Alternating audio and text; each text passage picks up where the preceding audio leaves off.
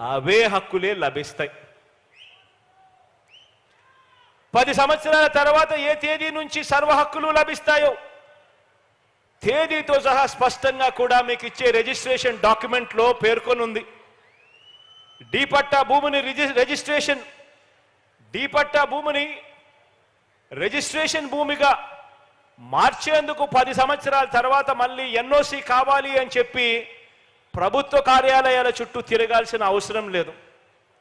Automatically ఇవన్నీ కూడా జరిగిపోతాయి. అంతేకాదు రిజిస్ట్రేషన్ డాక్యుమెంట్ మీ చేతుల్లో ఉంది కాబట్టి బ్యాంకు రుణాలు కూడా ఎవరికి కావాలన్నా కూడా సులభంగా తక్కువ వడ్డీకే ఆ అక్క చెల్లెమ్మలకి ఇచ్చే కార్యక్రమం కూడా జరుగుతుంది. ఇవన్నీ నేను ఆలోచన చేయమని చెప్పి అడుగుతా ఉన్నా. ఇవన్నీ కూడా ఎందుకు నేను ఆలోచన చేయమని అడుగుతా ఉన్నాను అని అంటే దానికి కారణం ఏమిటి అని అంటే ఇంతగా నా అక్క చెల్లెమ్మల గురించి, ఇంతగా నా పేదల గురించి, వారికి ఇచ్చే స్థలాల గురించి, వారికి దక్కాల్సిన హక్కుల గురించి, వారికి ఇచ్చే ఆస్తుల గురించి, ఇంటి స్థలాలు ఇళ్ల నిర్మాణం ద్వారా వారికి దక్కాల్సిన ఆత్మ గౌరవం గురించి ఇంతగా ఆలోచన చేస్తూ ఉన్న ప్రభుత్వం గతంలో ఎప్పుడైనా ఎక్కడైనా చూశారా అని అడుగుతా ఉన్నాను. ఆలోచన చేయమని అడుగుతా ఉన్నా. కారణం ఏమిటి అని అంటే ఆ అక్క చెల్లెమ్మలకు ఒక మంచి అన్నగా, ఆ అక్క చెల్లెమ్మలకు ఒక మంచి తమ్ముడిగా ఈరోజు ఈ ముఖ్యమంత్రి స్థానంలో వాళ్ళ బిడ్డ ఉన్నాడు కాబట్టే ఇవన్నీ కూడా జరుగుతూ ఉన్నాయి అన్నది ప్రతి అక్క చెల్లెమ్మ కూడా ఆలోచన చేయమని కోరుతా ఉన్నాను.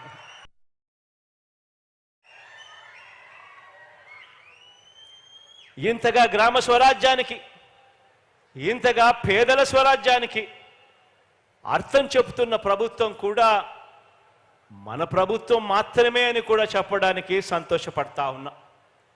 ఇళ్ల స్థలాలు, ఇళ్ల పట్టాల విషయంలో ఎన్నికల మేనిఫెస్టోలో మనం ఏం చెప్పామో తూచా తప్పకుండా పాటిస్తా ఉన్నాం.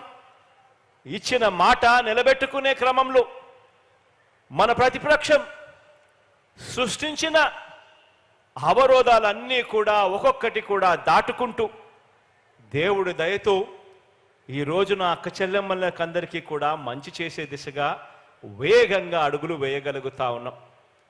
అధికారంలోకి వచ్చిన వెంటనే 2019లోనే అందరికీ ఇళ్ల స్థలాలు ఇవ్వడానికి చర్యలు ప్రారంభించి రాష్ట్ర వ్యాప్తంగా 71,811 ఎకరాలను భూమిని సేకరించి గుర్తించి పంపిణీ చేయడం జరిగింది. ప్రైవేట్ లేఅవుట్లకు దీటుగా ఇల్లు కాదు ఊర్లు నిర్మించే సంకల్పంతో ఏకంగా 17,005 లేఅవుట్లను ఆ